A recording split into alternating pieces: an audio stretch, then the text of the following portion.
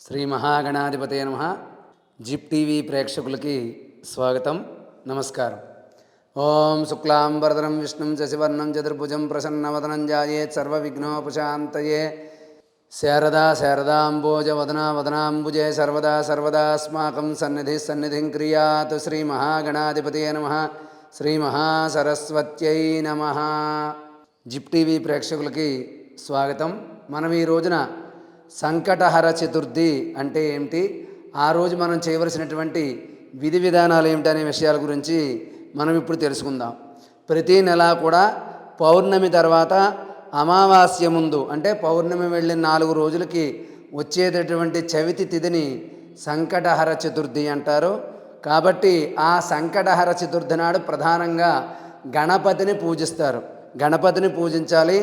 ఆ రోజు మనం చేయవలసినటువంటి విధి విధానాలు ఏమిటయ్యా అంటే, సంకటహర చతుర్థి నాడు ఉదయాన్నే ఏదైనా గణపతి దేవాలయానికి వెళ్ళి గరిక సమర్పించి స్వామివారికి అభిషేకం చేసుకోవడం, అదేవిధంగా లక్ష్మీ గణపతి హోమం చేసుకోవడం చాలా విశేషమైనటువంటి ఫలితాన్ని కలగజేస్తుంది. ఈ సంకటహర చతుర్థి వ్రతాన్ని ఒక్క నెలతో కాకుండా 3 నెలలు కానీ, 5 నెలలు కానీ, 7 నెలలు కానీ, 9 నెలలు కానీ క్రమం తప్పకుండా చెయ్యాలి. అలా చెయ్యడం వల్ల మనకి విశేషమైనటువంటి ఫలితాలు అనేవి బాగా కలుగుతాయి. కాబట్టి సంకటహర చతుర్థి వ్రతాన్ని ఒక నియమంగా పెట్టుకుని మనం ఒక కోరిక ఏదైనా పెట్టుకుంటే ఆ కోరిక తీరాలి అని చెప్పి మొదటిసారి చేసినప్పుడు సంకల్పం చెప్పుకుని మమ ఇష్టకామ్యార్థ సిద్ధ్యర్థం యథాశక్తి సంకటహర చతుర్థి వ్రతం కరిష్యే అని చెప్పి సంకల్పం చెప్పుకున్న తర్వాత మన ఇంట్లో ఒక కలశాన్ని ఏర్పాటు చేసుకుని ఒక కొబ్బరికాయ, దాని మీద జాకెట్ బట్ట పెట్టి ఒక వినాయకుడి ఫోటో పెట్టుకుని ఆ వినాయకుడికి యథాశక్తిగా అష్టోత్తరనామాలతో పూజించడం. అదేవిధంగా ఉదయం నుంచి సాయంత్రం వరకు ఉపవాసం ఉండాలి. అంటే ఉదయం నుంచి సాయంత్రం వరకు కూడా ఉపవాసం ఉండి సాయంత్రం చంద్రోదయం అంటే సూర్యాస్తమయం తర్వాత చంద్రోదయం ముందు ప్రదోషకాలం అంటారు.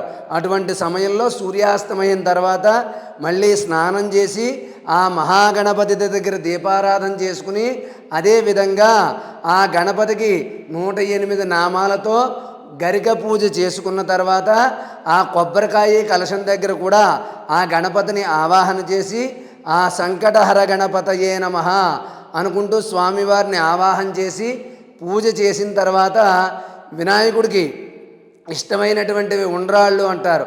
21 ఉండ్రాళ్ళు చేసి ఆ స్వామివారి పూజలో నైవేద్యం పెట్టిన తర్వాత ఆ పూజ అంతా పూర్తయిన తర్వాత చంద్రోదయానికి ఒక 2 నిమిషాల ముందు చంద్రుడికి ఎదురుగా వెళ్ళి చంద్రుడికి సంబంధించినటువంటి మంత్రాలతోటి అర్ఘ్యాన్ని విడిచిపెట్టి అప్పుడు ఉపవాసాన్ని విడిచిపెట్టి ఒక బ్రాహ్మణుడికి ఎవరికైనా సరే ఈ యొక్క ఉండ్రాళ్ళు 11 ఉండ్రాళ్ళు దానంగా ఇచ్చి వాయనం ఇచ్చి మిగిలిన 11 ఉండ్రాళ్ళు మనం స్వీకరించాలి.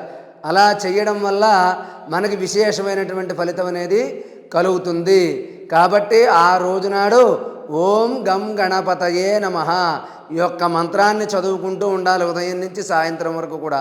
అలా చదువుకుంటూ ఉండడం వల్ల ఉదయం నుంచి సాయంత్రం వరకు కూడా ఉపవాసం ఉండి సాయంత్రం సూర్యాస్తమయం తర్వాత చంద్రోదయం ముందు ఈ యొక్క పూజ చేసుకుని అర్ఘ్యాన్ని విడిచిపెట్టి అప్పుడు మీరు ఈ యొక్క బ్రాహ్మణుడికి 11 ఉండ్రాళ్ళు దానం ఇవ్వాలి. దానం ఇచ్చిన తర్వాత అప్పుడు మీరు స్వామివారికి నైవేద్యం పెట్టినటువంటి పదార్థాలు ఏవైతే ఉన్నాయో అవన్నీ కూడా మీరు ప్రసాదంగా స్వీకరించి వ్రత సమాప్తి చేసుకోవాలి.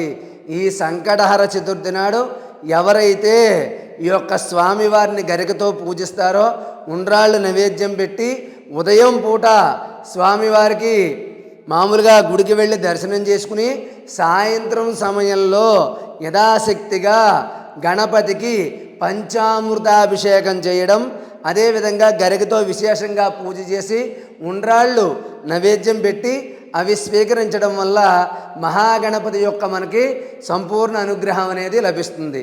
సంకటహర చతుర్థి, సంకటములను హరింపజేసే చతుర్థి ఈ సంకటహర చతుర్థి. పౌర్ణమి ముందు వచ్చే చవితి కాకుండా పౌర్ణమి వెళ్ళిన తర్వాత 4వ రోజు నాడు అమావాస్య ముందుగా వచ్చే చవితిని సంకటహర చతుర్థి అంటారు. కాబట్టి ఎవరైనా సరే ఒక 3 నెలలు కానీ, అంటే 3 సంకటహర చతుర్థులు కానీ, 5 సంకటహర చతుర్థులు కానీ, 7 సంకటహర చతుర్థులు కానీ, 3, 5, 7 తక్కువ కాకుండా చేస్తే మన కోరికలు అనేవి తప్పకుండా నెరవేరుతాయి. కాబట్టి ఎవరైతే ప్రతీ నెల పౌర్ణమి తర్వాత వచ్చే చవితి తిథి నాడు ఈ సంకటహర చతుర్థి వ్రతాన్ని చేస్తారో వాళ్ళ కష్టాలన్నీ తొలగిపోయి ఇష్టాలన్నీ కూడా నెరవేరుతాయి. మనం ఏ పని చేసినా కూడా విఘ్నాలు అనేవి లేకుండా ఆ విఘ్నేశ్వరుడు మనని సంపూర్ణంగా అనుగ్రహిస్తాడు. కాబట్టి ఇదేదో ఫస్ట్ నుంచి ఆచారం ఉండాలి, ఆనవాయితీ ఉండాలి అని కొంతమంది అంటారు. కానీ అవన్నీ పక్కన పెట్టి మీరు ఈ యొక్క వ్రతాన్ని కనుక చేసినట్లయితే మీ కష్టాలన్నీ తొలగిపోయి సంపూర్ణ ఆయురారోగ్యాలతో ఉంటారు. విఘ్నాలన్నీ తొలగి మీకు ప్రతి కార్యంలోనూ విజయం అనేది తప్పకుండా కలుగుతుంది. కాబట్టి ఈ యొక్క సంకటహర చతుర్థి చేసేవారు ప్రత్యేకంగా ఓం గ్లౌం గణపతయే నమః, ఓం గ్లౌం గణపతయే నమః ఈ యొక్క మంత్రాన్ని ప్రతినిత్యం చదువుకున్నా మంచిదే. సంకటహర చతుర్థి నాడు ఉదయం సాయంత్రం 108 సార్లు ఈ యొక్క మంత్రాన్ని చదువుకోండి. సంకటహర చతుర్థి వ్రత పుస్తకాలు దొరుకుతాయి.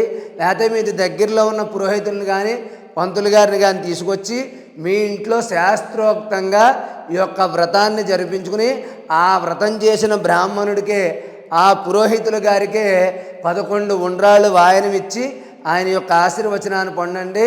మీ యొక్క కష్టాలన్నీ కూడా తొలగిపోయి ఎటువంటి విఘ్నాలు లేకుండా మీకంతా కూడా శుభమే జరుగుతుంది. కాబట్టి ఎటువంటి పని మీదైనా సరే మీరు వెళ్ళాలి అనుకున్నప్పుడు కొద్దిగా గరిక తీసుకొచ్చి వినాయకుడి దగ్గర పెట్టి ఓం గ్లౌం గణపతయే నమః, ఓం గ్లౌం గణపతయే నమః ఈ యొక్క మంత్రాన్ని 11 సార్లు కానీ 21 సార్లు కానీ చదువుకుని ఆ వినాయకుడికి నమస్కారం చేసుకుని మీరు పని మీద బయటికి వెళ్ళండి. మీకంతా మంచే జరుగుతుంది. కాబట్టి ప్రతి ఒక్కరూ కూడా ఎటువంటి కష్టాన్నైనా తొలగించి ఇష్టాలు నెరవేర్చే ఈ సంకటహర చతుర్థి వ్రతాన్ని ప్రతీ నెలా కూడా పౌర్ణమి తర్వాత వచ్చే 4వ రోజు చవితి తిథి నాడు తప్పకుండా ఆచరించండి. మీ సంకటాలన్నీ తొలగిపోతాయి, మీ కష్టాలన్నీ తొలగిపోతాయి. అదేవిధంగా ప్రతి ఒక్కరూ ఏదైనా పని మీద వెళ్ళినప్పుడు 11 సార్లు ఓం గ్లౌం గణపతయే నమః మంత్రాన్ని చదువుకుని కొద్దిగా గరిక కానీ ఏదైనా 2 పువ్వులు వినాయకుడి దగ్గర పెట్టి నమస్కారం చేసుకుని వెళ్ళండి. మీకంతా శుభమే జరుగుతుంది.